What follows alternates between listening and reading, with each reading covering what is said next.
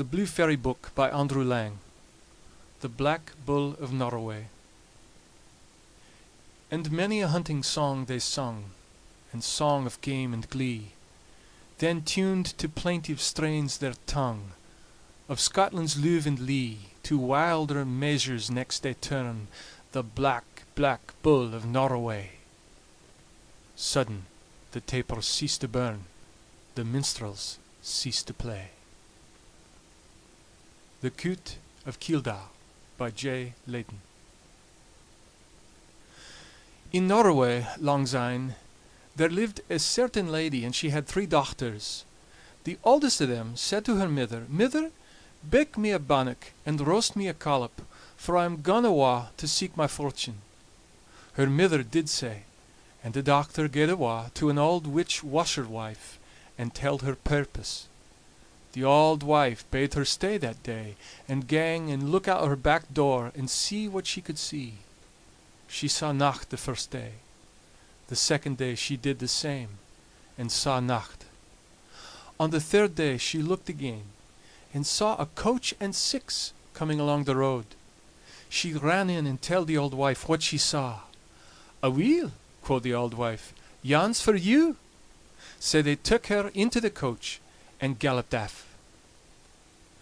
The second dochter says to her mither, "Mither, bake me a bannock, and roast me a collop, for I'm gone awa to seek my fortune."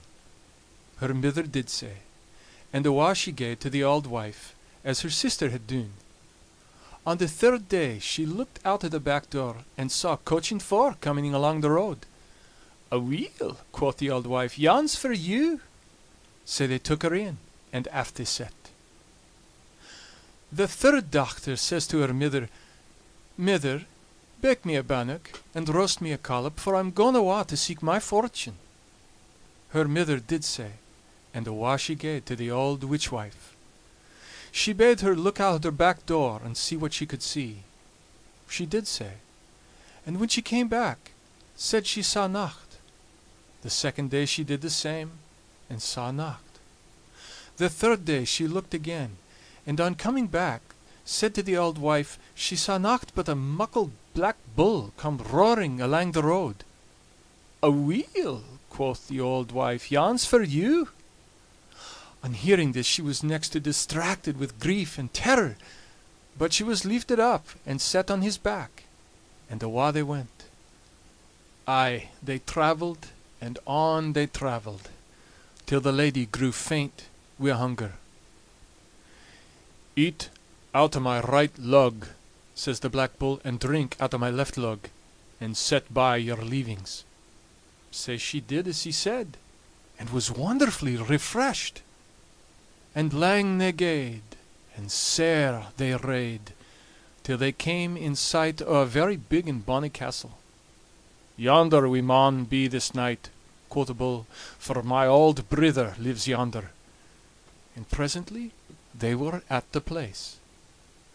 They lifted her off his back, and took her in, and sent him away to a park for the night. In the morning, when they brought the bull hame, they took the lady into a fine shining parlour, and gave her a beautiful apple, telling her no to break it till she was in the greatest strait ever mortal was in the world, and that would bring her out. Again she was lifted on the bull's back, and after she had ridden far, and farer than I can tell, they came in sight o' a far bonnier castle, and far farther awa than the last. Says the bull till her, "Yonder we maun be the night, for my second brither lives yonder." And they were at the place directly.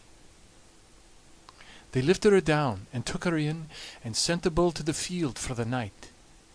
In the morning they took the lady into a fine and rich room, and gave her the finest purse she had ever seen, bidding her no to break it till she was in the greatest strait ever mortal could be in, and that would get her out o't. Again she was lifted and set on his back, and awa they went. And lang they gaed, and sair they rade, till they came in sight o' the far biggest castle, and far farthest aff they had yet seen. "We maun be yonder the night," says the Bull, "for my young brither lives yonder." And they were there directly. They lifted her down, took her in, and sent the Bull to the field for the night. In the morning they took her into a room, the finest of a', and gied her a plum, telling her no to break it till she was in the greatest strait mortal could be in, and that would get her out it. Presently they brought hame the Bull, set the lady on his back, and awa they went.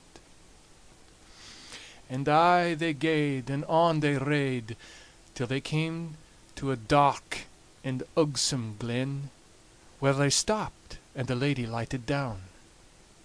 Says the Bull to her, "Here ye maun stay till I gang and fight the deil. Ye maun seat yoursel on that stane, and move neither hand nor foot till I come back, else I never find ye again. And if everything round about ye turns blue, I hae beaten the deil, but should a things turn red, he'll hae conquered me." She set hersel down on the stane, and by, a' round her turned blue. O'ercome with joy, she lifted the ae foot and crossed it o'er the ither. Sae glad was she that her companion was victorious. The Bull returned, and sought for, but never could find her. Lang she sat, and aye she grat, till she was wearied. At last she rase and gaed awa, she kedna where till.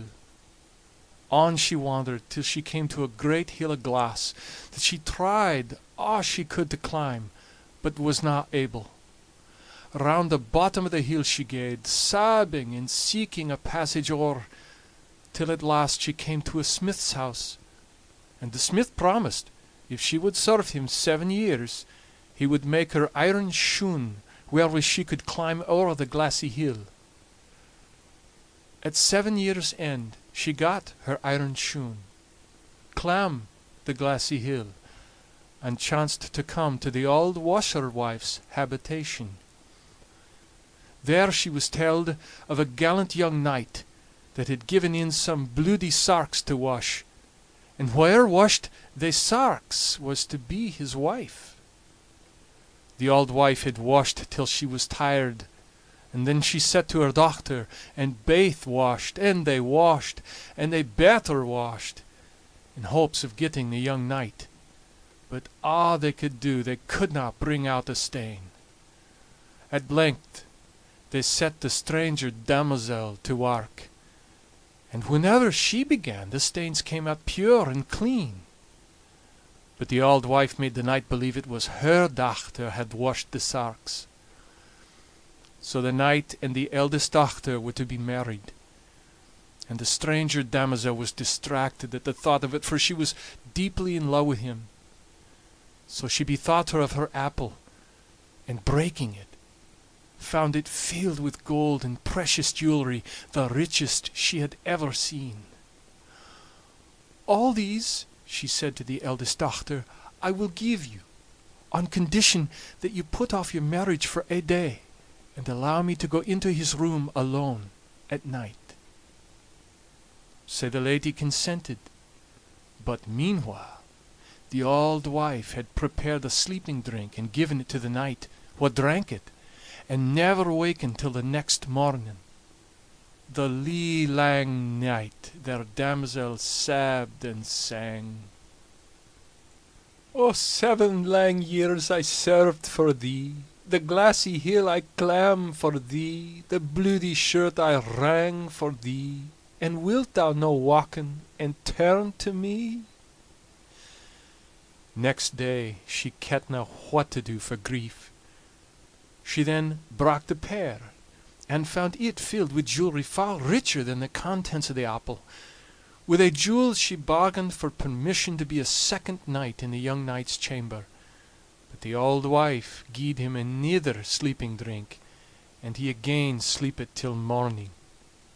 All night she kept sighing and singing as before: "7 lang years I served for thee, the glassy hill I clamb for thee, the bloody shirt I wrang for thee, and wilt thou no waken and turn to me?" Still he sleeped, and she nearly lost hope altogether. But that day, when he was out at the hunting, somebody asked him what noise and moaning was yon they heard all last night in his bedchamber. He said he heard na ony noise, but they assured him there was sae, and he resolved to keep waking that night to try what he could hear. That being the third night, and the damosel being between hope and despair, she brak her plum, and it held far the richest jewelry of the three. She bargained as before, and the auld wife as before took in the sleeping drink to the young knight's chamber. But he telled her he could not drink it that night without sweetening. And when she gaed awa for some honey to sweeten it wi', he poured out the drink, and sae made the auld wife think he had drunk it.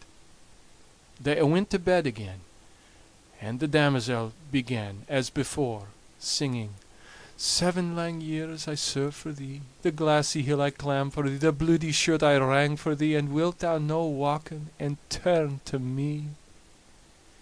He heard, and turned to her, and she telled him all that had befallen her, and he telled her all that had happened to him. And he caused the auld washerwife and her dochter to be burned. And they were married, and he and she are living happy till this day, for aught I ken.